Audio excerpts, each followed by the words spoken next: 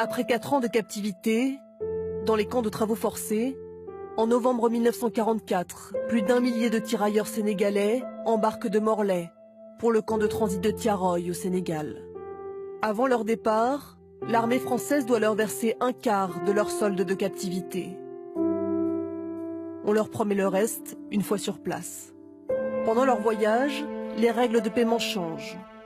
Les tirailleurs se sentent floués et refusent de quitter le camp. La tension monte à Thiaroye. On a débarqué à un port, Morlaix. Embarqué Morlaix pour venir de Dakar. Arrivé à Dakar, on nous amène directement à Thiaroye. C'est là-bas que les Français ils ont tiré sur nous. Le 1er décembre 1944, vers 9h30 du matin, les tirs ont en effet éclaté. L'armée française a encerclé le camp, rassemblé les soldats dans la cour. Bilan officiel, 35 morts, 35 blessés, 34 seront condamnés pour refus d'obéissance, outrage et rébellion. Ils écoperont de 1 à 10 ans de prison. Donc les officiels, ils ont considéré en rébellion, avec désobéissance. Et il était clair qu'il fallait qu'ils montrent à la face de tout du monde qu'il fallait qu'ils rentrent dans le rang. Et la version officielle dit que ce sont les mutins qui ont tiré les premiers et que c'est donc une riposte armée. Armel Mabon a rouvert toutes les archives, de Paris à Dakar, pour tenter de comprendre ce qui s'était réellement passé ce jour-là. Pour cet ancien haut gradé de l'armée, plus de doute possible. Il est manifeste à travers les documents qu'il n'y avait pas d'armes dans le dépôt, donc c'est une fable. Donc on a affaire à des gens rassemblés sur un terrain, sur qui on a tiré, des gens sans défense. Donc on est bien sur un massacre, on n'est pas sur une mutinerie. Ces documents, ce sont les différents rapports de l'armée. Il y a d'abord le rapport du général Dagnan, ignorant certaines revendications financières des tirailleurs. Puis le rapport Salmon, dans lequel figure un trou dans la chronologie, précisément au moment des tirs.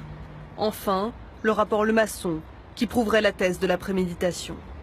Le 1er décembre, vers 6h45, je fus prévenu que la force armée intervenait pour réduire les rebelles. Et en militaire, quand on dit réduire, on sait ce que ça veut dire. Il s'agit de réduire, donc de mettre hors du système. Donc, dès ce moment-là, pour moi, il y a préméditation. Si à 6h45, un officier dit qu'il devait donc laisser la place aux automitrailleuses, c'est pas parce qu'il y a eu des tirs du mutin à 9h ou à 8h45, c'est pas parce qu'ils ont senti une pression, ça avait été donc décidé avant. Aucun survivant connu aujourd'hui du massacre de Thiaroye. Yves Abibou est le fils d'Antoine Abibou, tirailleur sénégalais, condamné à 10 ans de prison en tant que meneur de la mutinerie. Les lettres de sa famille et de sa marraine de guerre n'ont pas suffi à lui épargner la détention. Je viens par cette lettre solliciter votre bienveillante attention. Je ne suis qu'une modeste ouvrière et je ne sais si je vais pouvoir me faire comprendre. J'ai connu à Rennes un Sénégalais du nom d'Antoine Abibou. Le 1er décembre 1944, il a été arrêté à Dakar et jeté en prison à Thiès, où il est toujours. Aussi, monsieur le gouverneur, je viens vous demander humblement, en récompense de son courage et de son dévouement à la France qu'il aime tant, ne serait-il pas de votre pouvoir de lui accorder son recours en grâce? S'il vous faut des signatures, je peux vous en envoyer autant que vous en voudrez pour témoigner en sa faveur. J'ai été mis en présence de documents du procès. On le traîne vraiment dans la boue. Alors que les éléments qu'on connaît aujourd'hui montrent que tout ce qu'il disait était vrai, quoi. Donc moi, plus je creuse, plus c'est pire en fait. Hein. Maintenant, oui, j'ai besoin qu'on aille jusqu'au bout, que l'État français, comme il l'a fait par ailleurs, reconnaisse que là, il y a eu quelque chose qui est un crime d'État, tout simplement. Voilà, que sa dignité soit réhabilitée, que les choses soient réparées. Un début de réparation à Dakar, le 12 octobre 2012, lorsque François Hollande parle enfin de Thiaroye.